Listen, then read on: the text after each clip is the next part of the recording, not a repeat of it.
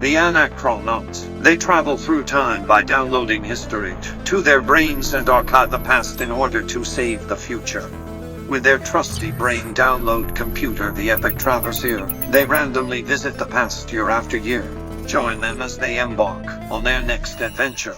Prepare yourself for anachronology.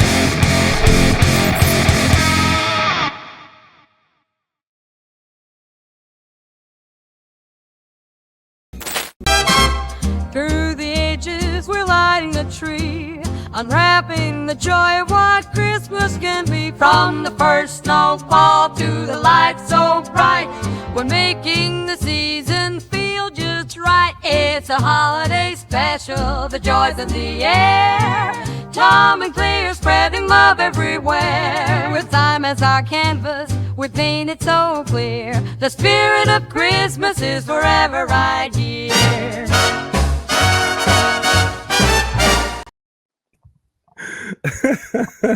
Merry Crimbus, everyone. Welcome to 2024 Anachronology Christmas episode. I am Clay, one of the hosts, alongside my good friend and confidant, Thomas. Tom, Merry Crimbus. Wow. How are you doing?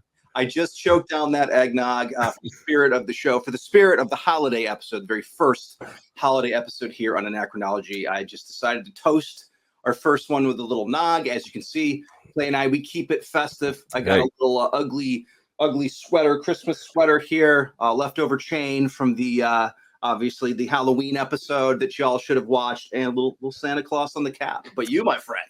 Brother, I got an extra long hat because I knew that we had to do a little Christmas cheer for this episode. And then I figured the missus has a work holiday thing going on. And I said, darling, I got you something for your work party. So I'm like trying to double dip. I'm trying to do myself a solid and then trying to do my lady a solid. But for anyone who is watching this episode, it's a little different than what we normally do. My co-host and I, we are tasked with chronologically, well, I should say, out of chronological disorder, archiving history. But when the holidays come around, we just decided, hey, you want to know what? We should do special one-off episodes for the holidays. We had a Thanksgiving one. You go check that on the YouTube channel.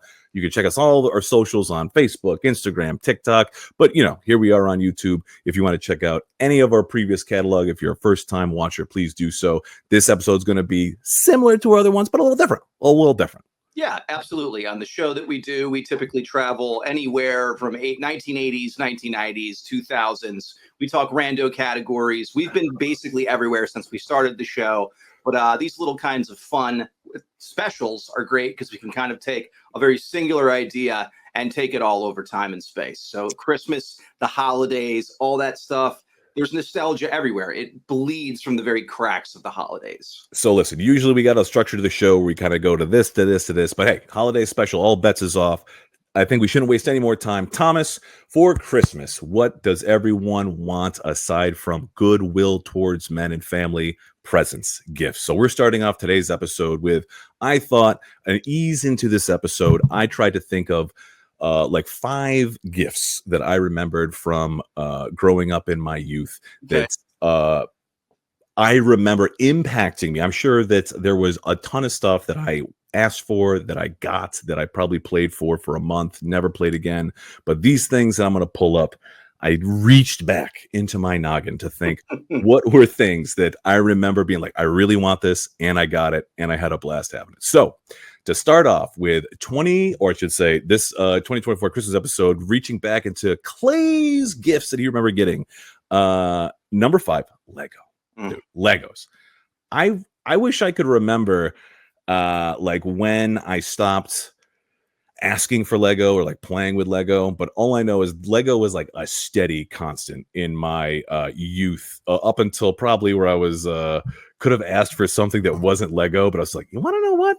I could use some more Lego. Like Lego would shit. I've gotten our good friend, our former roommate, I got him a couple Christmases ago. I got him like an adult Lego, like a ship in a bottle thing. So and he was stoked to get it. It's like he bought himself a shuttle, like a space shuttle one. So I bring that up to say, even as adults, it doesn't seem like Lego has an age limit. What did it say? 3 and up on the box, 3 to 99 on the box, my friend. Timeless. I mean, even when you were playing with Legos as a kid, to even now, you can play as with Legos as a grown adult. I think the difference is they've become incredibly expensive. You know, like if you buy an actually really nice Lego kit online, I mean, anything that's like an IP or something, I mean, they could be over $200. You know, I've seen them in the upper threes. Like, it's a steep addiction to have to build adult Legos in this day and age, for sure. So I definitely remember there's always kind of been a premium on Legos because I can remember asking my folks, be like, I want, this and this and this. And even like way back then, like a box that's, a quarter of a shoebox, it would still be in $1988. It would still be like, let's say like $10 or $12, which is crazy to think in like $1988, something like, the size of like my microphone was like $10. So I'm not knocking you that like the price is definitely up there, but for as far as memory serves me, Lego was always something that was kind of not like, like a Louis Vuitton for kids, but still like, something that wasn't cheap. And being an adult, per your talking point with the inflation, being a child and not recognizing that like money doesn't fucking grow on trees. So it's like, why don't I have every one of the pirate Legos or the medieval Legos or the whatever Lego? That's because a box this big costs $12. But I bring up disappointed if you found one under the tree. It was always awesome, and that was the cool part about Legos is like you knew there was going to be the whole part of building them, which was awesome. And if you were a kind of a creative kid, you could sit there for hours all Christmas morning building it, and then you got to play with it afterward. I mean, it's a win-win. Lego just does it right, man. 100% tapped into my autism. Lego Nerf sharpshooter. Oh, yeah. So I knew, luckily, the power of Google. I for sure, dude. I did not remember the name of this. This is the Nerf sharpshooter. I was like, Nerf pullback pistol 90s. First thing that comes up, exactly what I had. Me and my cousins. Holders on the guns. Oh yeah, so funny. And dude, this is like they've made several like improvements. It was like the U.S. military like upgrading their like rifle, like the sidearm. There's like a sharpshooter 2, sharpshooter pro, like a pump. I think that like us being kids of the 80s and 90s, I think our kind of like our introduction into Nerf, it was like stuff like this where it was like kind of like really innocent looking little suction darts and like shit like that. And then it's like if you look at Nerf now, it's like become like so like paintball tactical where it looks like, for one, they just have like all these like ammunition straps. I mean, the warfare of Nerf has just ramped up like that of America in the past few decades. Very recently on YouTube, I saw a guy build like a Nerf dart nuke where he fucking had like syringes and compressed air, and it was like detonation. Dude, it was like, and granted, that is not a item that is sold by Nerf, but exactly what you're talking about, like how it started to where it has arrived at. Dude, here's a dude who's like, I remember Nerf as a kid. I built a Nerf bomb that I'm imagining is the one that destroyed Hiroshima and Nagasaki. But dude, yeah, this is like a Nerf pistol. Dude, classic brand for sure. Dude, me and my cousins got them, chasing each other around the house. Freaking 100% a present that I wanted and got. Number 3. Oh, all right. Now here we go. Here's a little here. Like now, for the, I could feel this as well. The uninitiated. All right. This is a remote control car. Okay. This is called the Hijacker. I'm going to blow everyone's mind right now. Okay. Before we had drones. Okay. Listen, we didn't have drones back in our day. We had RC cars, remote control cars, but the Hijacker, watch this. Hijacks. You hit a button on the controller, and it did nothing other than just like raise the like plastic chassis. Dude, why? So it could go like in deep puddles or some shit. So they could charge $10 more, Tom. It did nothing. Yeah, it did nothing. It literally did nothing. They were just trying to. Serious wish they had dope fucking cars like this, brother. They were trying to justify how can we put $10-15 more on this remote control car because we added a button up here and some springs down there. Ico is a brand you trust. Dude, when I remembered this, dude, I was trying to like I loved RC cars. Dude, right, dude. So dude, I was putting myself back as a kid, Crazy courses and jumps. I mean, dude. it was endless entertainment. Dude, exactly what you were describing when I was thinking about this. I was trying to think as like because I was so hyped. It's like, oh yeah, this is I remember the name of the car and everything.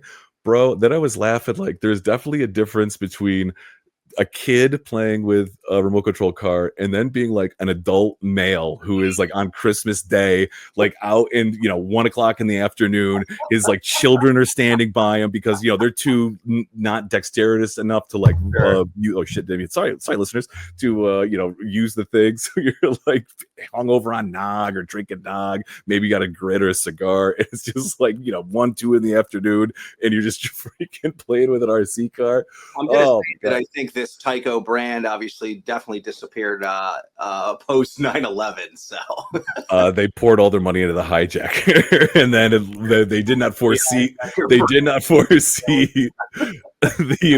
horror that was the Twin Towers. Telling kids to hijack, it's the car hijacks. It's Tyco. We're not even affiliated with the Middle East. But yeah, 100%. Solid. Thank you, Mom and Dad, for getting me the hijacker. Thank you very much. Okay, so I was remembering definitely getting a lot of NES games when I was younger, but PlayStation 1, the two standouts for me that I remember, because they're both double discs, remember wanting these games so bad: Metal Gear Solid, Castlevania Symphony of the Night. Dude, I don't even know what happened to my PlayStation 1, if I sold it, if my parents sold it, if I lost it in a move. But these, like, if anything that I had on that PlayStation 1 console, these are the two games that I wish that I had the OGs, the ones that I got for, because this is definitely they're on this list, because I remember stoked for Metal Gear Solid and Castlevania Symphony of the Night. Back when it took 2 discs for that juice, man, just on that system, like maxing it out. But those kinds of like rough edged graphics, that 3D exploration, that was like, give it. Castlevania Symphony of the Night, the Metroidvania, I believe it was like, I can't remember if it was credited as being a new genre, but in either case, arguably one of, if not the best Castlevania in the series, and similar with Metal Gear Solid, if not the best, arguably in the top 3. Yeah. Great titles. And to continue with a little game console action, I think this is like the last gift, because me and my family, we don't really do Christmas gifts. We haven't done Christmas gifts in years. I think this is the last Christmas gift that I got. PlayStation 2. Man. The PlayStation 2. I remember you and I being friends and me telling you, I was like, bro, you got to fucking come check out SSX, the fucking snowboarding game. Yeah. Like, oh, dude. Yeah. And it was like the hottest thing since sliced bread, man. And I remember they were like also difficult to get and a hot commodity, like, and it just was like on the back of the PlayStation 1. I had that console forever. And I think I kept that thing until maybe I got like a Xbox 360, maybe. I know what happened to mine. I was moving to Florida, and my roommate, he lived in Louisiana, and I was like, man, just take it. And at the point in time, like, I was just trying to downsize everything so I could drive, Right. Dude, that is like the one thing that I remember, like, man, I should have kept that. I should have abilities go back and take that PS2 back. Dude, the Warriors, Grand Theft Auto San Andreas, dude, just so many. So great titles. So, and I think I don't want to say like my number, like, I don't want to say these were necessarily like, in any ranking. However, the one I have left is something that I feel like I knew its worth when I was a kid, but was more focused on the gifts themselves than this thing. No, dude. If I was able to tell my younger self to use it for that, cash, brother, cash. Oh, hell yeah. Dude, cat, like, even as a kid, it like comes in a card and you have to like, oh yeah, thank you, auntie, thank you, grandma, grandpa, whatever. But it's like, what's in the box? What's in the box? Man. It's funny. Cash is like the most impersonal yet personal gift. It never goes out of vogue. It's kind of just like, make of it what you will. And especially when you're a kid and you turn that age where now you're just getting the envelope. It is so funny because it's either as an Italian kid, it'd be a bunch of aunts and uncles. You either knew it was going to be a check or cash. If it was cash, you could get straight down to business. You were like, and then basically that was your fucking fun money, man. And no matter at what age, that lucrative side cash was king, dude. You use a great word for it, impersonal. However, on the grand scheme of things, it's a perfect gift. Like cash really is. It may not be like, oh, you got me cash, but at the same time, it's like Cash is king. It's cash. It's cash is king. So not to dismiss all the other gifts I got, but for the top 5 that I remember being like, I wanted this, I got this. Boom, those were the gifts that I remember from my youth of up until now. Hello, Anachronology viewers. I am here to remind you that you can view or listen to our program on any of the available social media platforms. You have a multitude of choices to enjoy our weekly adventures throughout the space-time continuum. We thank you for your continued support and look forward to providing you with incredible content and amazing nostalgic feels. Now back to your regular scheduled year. Goodbye.